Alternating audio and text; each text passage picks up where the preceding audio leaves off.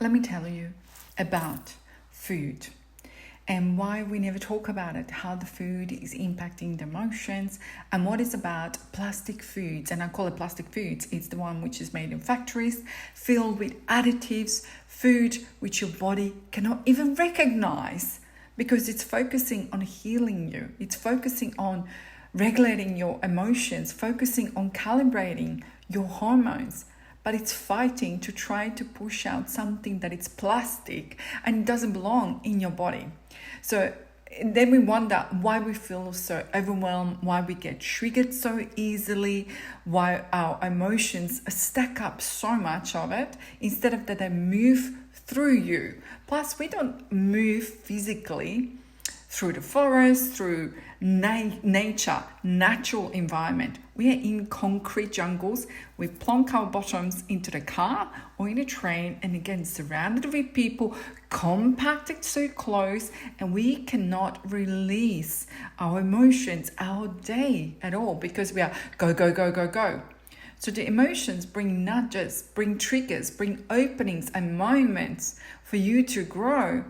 But how can we grow when we are focusing on our body to process this not alive, artificial, man-made food in our body?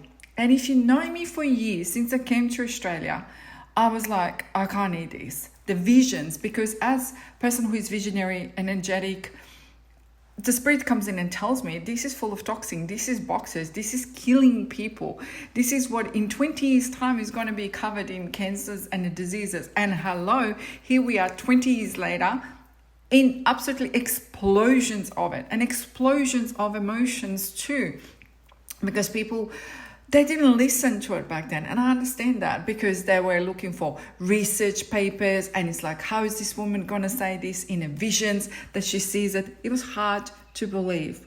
But now it's must that you believe. There is so much research done by it that you have to look at it. You have to look into it to start eating real food, that you have room to breathe, that you go to the nature, that you put your feet to the grass, sand, or something that it's natural, where you can just release your emotions. Life is so busy, and I have to say this, the government's made it for us to believe that this is what we are, and they're conditioning you. Conditioning woman, it's so good for her to go to work while she's balancing children, while she's balancing the household, while she's willingly then paying someone else to look after her children instead of her. She wanted to become a mother.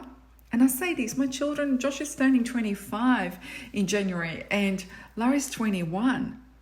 And I had to do that at the time because I didn't have anyone else. I had no family here. My ex-mother didn't want to look after my children. So therefore, I had at the time not a choice. And I hear you there. But if we can make a choices, if we can actually change identity of it, that we can create and have a choices. And you have a choice today. What are you going to put spiritually, mentally, physically in your mouth? Is it natural? Is it just, oh, I'm just hungry and I'm just going to eat this quickly? And it's actually a bread which is covered in sugar, artificial flour, artificial bleach. It's not actually artificial bleach. It's in a bleach. Are you going to put that in your mouth? Or are you going to say, I would rather not to put that in my mouth? And I want you to really start thinking about this. What is it that you are putting in your mouth mentally, physically, spiritually? For us to be able to process, life is going to give us a curveballs. More our tanks are clean, more our tanks are regulated emotionally, physically, mentally, more we can hold it when the curveballs comes in.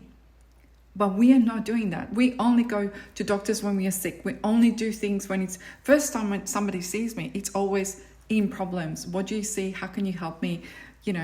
Instead of going like, I'm feeling good. Can we grow? Can we embody? That is happening now more and more. But in the beginning, that didn't happen. Because people were conditioned. That is the only time when you actually look into something is like when it's something wrong. When it's absolutely something wrong. And I remember my grandparents. And he and my grandpa said the same thing. And They always said, you young generation, don't eat with a spoon. You're supposed to eat with a spoon 5 or 6 times a week. 5 or 6 times a week. What does it mean eat with a spoon? Broths. We had soups in the middle of the summer. Obviously, Croatia summer, not the same as in Australia. But we had soups. You start with a soup. Chicken soup or the beef soup, or my favorite was vegetable soup, but it was based on chicken broth. And we ate that full of collagen, full of nutrition, goodness for your body, nourishing your body. When you are sick, you want something comfort, which is soup. My kids know soup and chamomile tea will be first thing when it's made for them. It's nourishing. And mum being there. When they're little, what do they want it to be?